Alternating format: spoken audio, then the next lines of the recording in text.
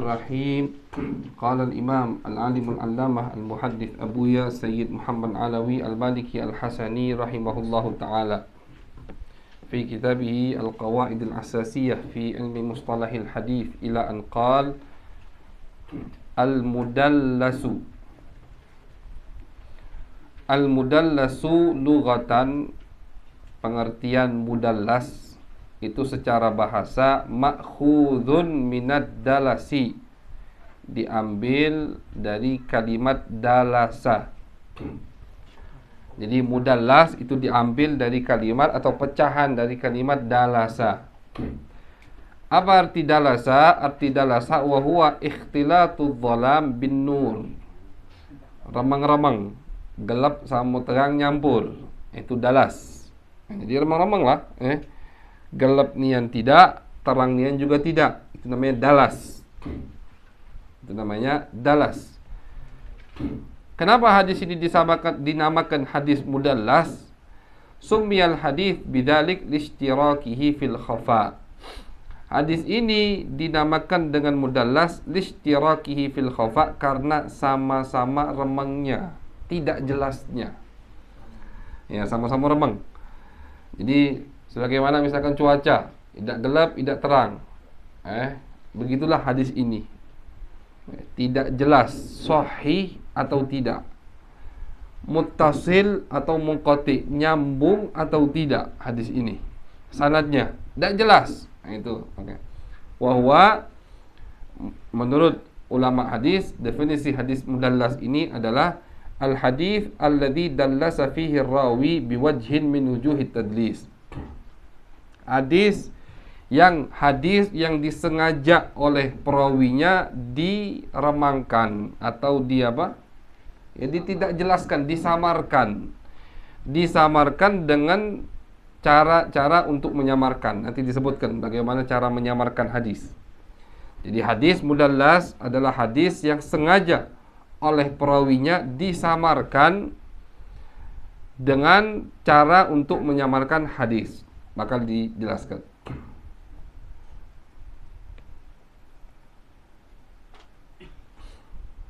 Yang pertama, anwa'uhu, bagiannya. Yang pertama, tadlisul isnad, yang disamarkan sanad hadis.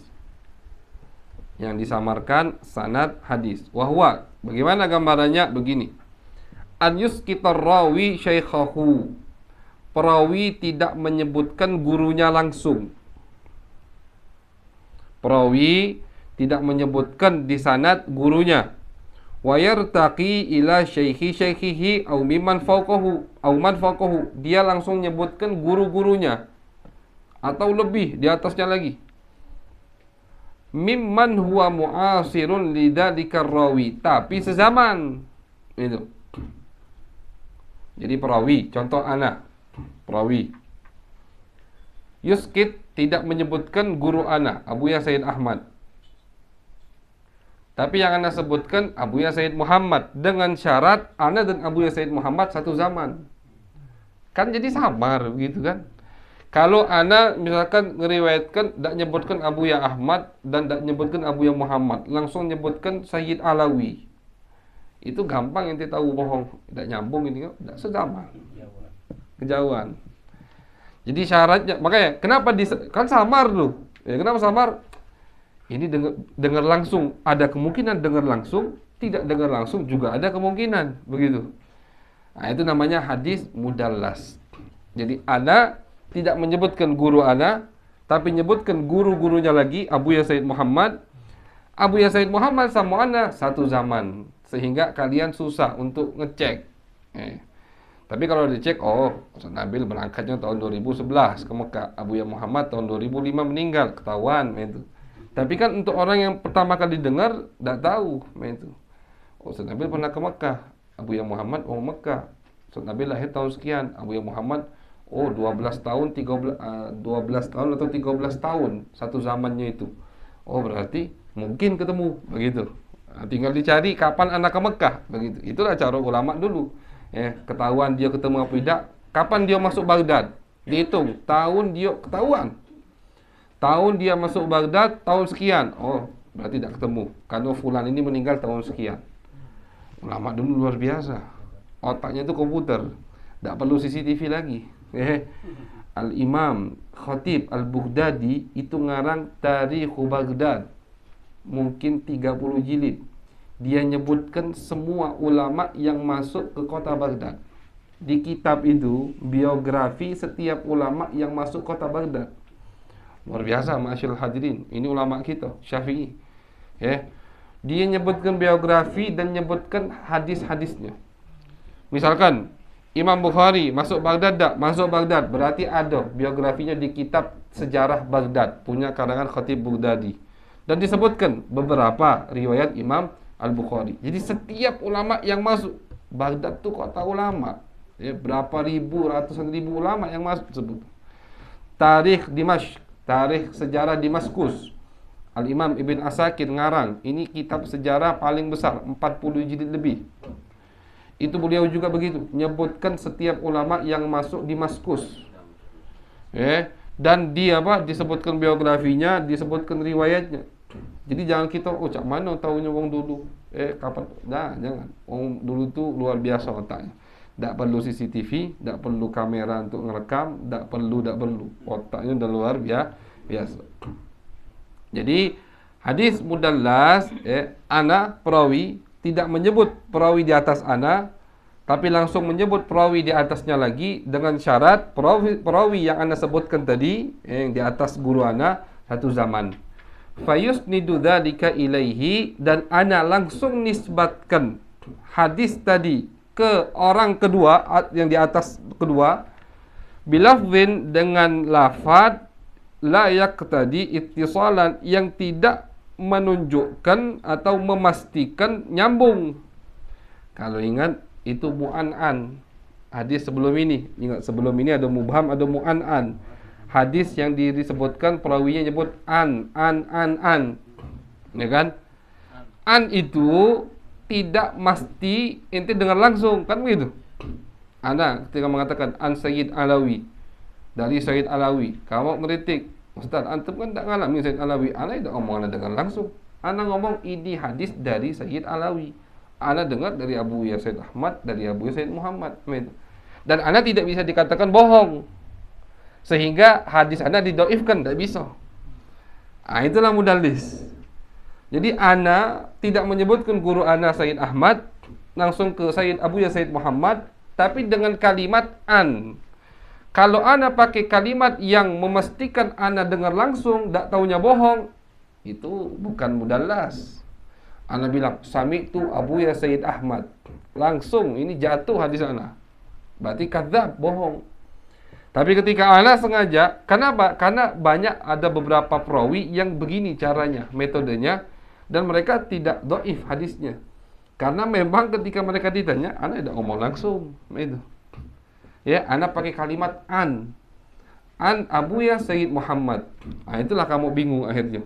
Ini tapi yang cerdas tuh tahu. Oh, ini Ustaz Nabil pakai kalimat an. Berarti beliau tidak mastikan dengar langsung. Itu cara wong dulu tuh, ulama dulu. Berarti dia tidak mastikan dengar langsung dari Abu Sayyid Muhammad. Kenapa? Kalau pakai lafaz an. Kalau dia dengar langsung, pasti dia ngomong haddatsani, aku diberitahu oleh Abu Sayyid Muhammad.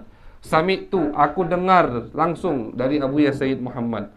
Kalau pakai itu, tak perlu lagi kamu ragu. Kalau ana thiqah, Ustaz Nabil tak pernah bohong, dipercaya. Ngomong sami'tu, udah hadisnya sahih, pasti diterima.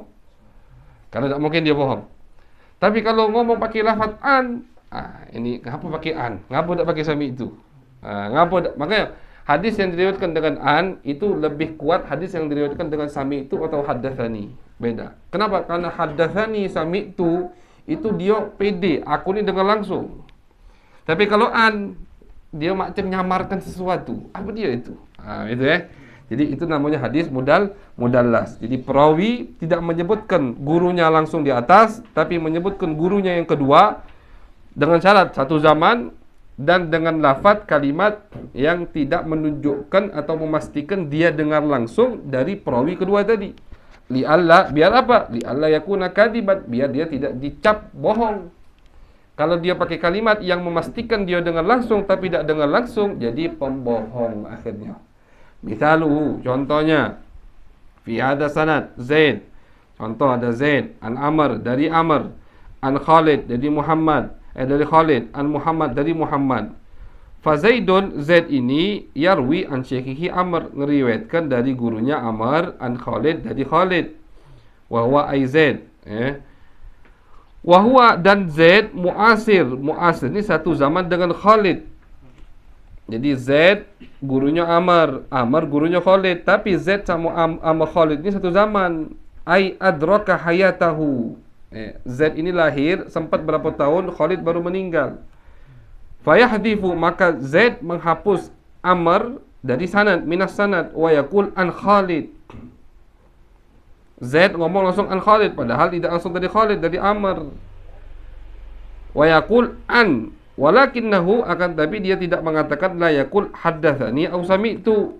Tidak pakai kalimat yang memastikan dia dengar, an, hatta la yusarriha bil kadzib, sehingga tidak terang-terangan dia berbohong.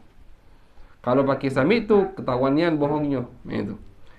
Hada ma'ahtimal, ini tapi caranya juga ada kemungkinan ihtimal an yakun sami'ahu haqiqatan min Khalid. Ada kemungkinan dia tuh dengar langsungnya dari Khalid. Kalau tidak nutup kemungkinan, misalkan ya, Imam Malik punya murid namanya Yahya. Yahya bin Yahya ini perawi terakhir kitab Muwatta. Imam Malik meninggal, dia yang bawa jenazahnya. Makanya riwayat Muwatta yang paling muktamad itu riwayat Yahya bin Yahya yang ada sekarang. Banyak riwayat Muwatta, cuman yang ada syarahnya. Biasanya yang syarah Muwatta itu pasti riwayat Yahya bin Yahya. Kenapa? Karena Yahya ini murid terakhir Imam Malik. Imam Malik ngarang Muwatta 40 tahun. Imam Syafi'i murid pertama. Berarti kan lain tuh, tahun pertama sama Imam Malik terus dikoreksi. Tidak perlu nih disebutkan, dihapus sama Imam Malik. Jadi beda riwayat antara murid Muwatta, itu beda-beda. Kenapa riwayat Yahya dipakai? Karena terakhir dia hadir jenazahnya Imam Malik. Berarti riwayatnya itu terakhir yang dikoreksi oleh Imam Yahya ini. Sebelum dia ke Madinah belajar sama Imam Malik, dia belajar sama muridnya Imam Malik, aminya dewe. Tapi setelah dia dengar di Andalus, setelah dia dengar dari pamannya, sudah selesai, pergi ke Madinah, belajar langsung dari Imam Malik. Jadi tidak nutup kemungkinan hadis Yahya ada yang dia dengar dari pamannya, tidak dia dengar dari Imam Malik. Tapi dia riwayatkan langsung ke Imam Malik pakai lafaz an. Dan itu tidak bohong itu. Nah, jadi ada kemungkinan kayak anda tadi, contohnya gampang ke anda ada kemungkinan anda dengar langsung dari Abuya Said Muhammad. Ada kemungkinan. Karena 13 tahun, satu zaman. Mungkin tinggal berangkat dengar hadis itu. Nah, tapi kalau anak pakai lafaz an, itu ulama hadis langsung stop dulu, koreksi dulu. Ini an ini apa maksudnya? Dengar langsung apa tidak? Nah, itu. Paham ya? Itu namanya hadis mudallas. Jadi begitu kan, mudallas. Hadisnya disamarkan. Yang menyamarkan mudallis namanya. Jadi hadisnya maf'ul, mudallas. Hadis yang disamarkan mudallas. Yang menyamarkan perawinya mudallis namanya. Hukumnya marawahul mudallisu, apa yang diriwayatkan oleh mudallis, perawi yang mudallis tadi, bilafdin, dengan lafaz. Jadi ketahuan. Bagaimana ketahuan? Ulama hadis tu udah ngecap beberapa wong ini galak mudallis, galak nyamarkan hadis, tak nyebutkan gurunya, nyebutkan guru-gurunya, ketahuan. Maka yang diriwayatkan oleh mudallis dengan lafaz muhtamalun lis-sama' wa adamihi, dengan lafaz yang mungkin dia dengar langsung atau dia tidak dengar langsung, seperti lafaz an, fa innahu la yuqbal, maka tidak diterima. Jangan begini. Ana sering dicek, ternyata ana ini sering pakai mudallas. Artinya ana sering menyamarkan hadis, tidak nyebutkan guru ana, pakai lafaz an. Nah, nanti ente ketika mendengar hadis anak dengan lafaz an, tidak diterima berarti. Kenapa? Ustaz Nabil ini ketahuan sering ngapus guru di atasnya pakai kalimat an. Tidak diterima. Kenapa tidak diterima? Coba cek. Pasti ada yang dihapus. Kalau dicek tidak kata yang dihapus, baru diterima. Itu nah. Tapi untuk perawi yang sudah memang kebiasaan menyamarkan hadis. la yuqbal, pakai lafaz an. Wa ma sarraha fihi bisama, tapi kalau ana bilang sami'tu akhbarani dengan kalimat yang memastikan ana dengar, kahaddatsani wa sami'tu wa akhbarana, fahuwa maqbulun idza kana thiqatan, maka hadisnya diterima kalau dia thiqah. Ana thiqah misalkan. Cuman ana ini sering tidak menghapus guru di atas ana. Tapi ana tidak bohong sama kamu. Kenapa? Karena ana pakai lafaz an. Begitu. Jadi sifat thiqah ana, titel thiqah ana, thiqah itu kan diterima hadisnya. Bisa dipercaya. Itu tidak jatuh. Walaupun ana sering tidak menyebutkan guru ana langsung ke Abuya Said Muhammad. Kenapa? Karena ana pakai kalimat an. Tapi kalau keseringan hadis ana tidak diterima kalau pakai an. Keseringan ngapus gurunya pakai kalimat an. Jadi pas ana thiqah ana, cuman kalau pakai kalimat an tidak diterima. Cek dulu, ada yang dihapus tidak gurunya. Karena sering kita cek dia ini galak ngapus gurunya.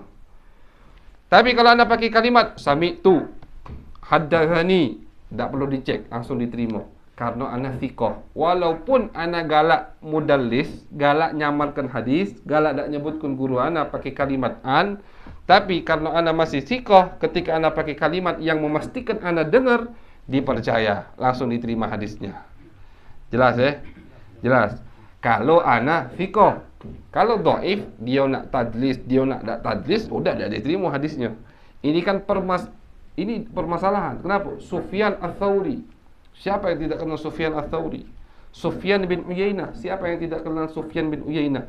Mereka ini suka mentadliskan hadis. Itu. Tapi bedanya Sufyan ini, siapapun yang dia tadlis pasti thiqah juga. Kan masalahnya begitu. Masalahnya kalau uang ngapus guru di atasnya, itu uang ulama tidak tahu siapa guru di atasnya. Taruhlah Ustaz Nabil thiqah, tapi yang tidak dia sebutkan tuh siapa? Abuya Ahmad atau yang lain. Nah itu. Soalnya guru Ustaz Nabil ini banyak, misalkan ratusan, dan murid Abuya Muhammad juga ratusan, banyak. Yang dihapus siapa? Kan itu tidak jelas. Hadis itu, sanad itu, pokoknya makin tidak jelas, makin tidak diterima. Makin jelas, makin diterima. Begitulah sifat kurang lebih hadis sanad Nabi besar Muhammad sallallahu alaihi wasallam. Jadi itu contoh dari hadis tadlis yang pertama, yaitu tadlisul isnad, suka menyamarkan sanad. Sekali lagi hukumnya, kalau mudallisnya yang suka menyamarkan sanad tadi orang thiqah, diterima periwayatannya. Maka kalau dia meriwayatkan dengan kalimat an, udah kebiasaan dia galak nyamarkan hadis, dia pakai kalimat an, tidak diterima hadisnya sampai dicek. Kalau dia pakai kalimat sami'tu, kalimat yang memastikan dia dengar langsung dari gurunya, tidak perlu dicek lagi, langsung diterima hadisnya, karena kita yakin dia ini wongnya terpercaya. Walaupun dia galak tadlis, galak nyamarkan di sanad lain, tapi di sanad ini ketika dia terus terang, berarti bisa dipercaya. Wallahu a'lam bishawab.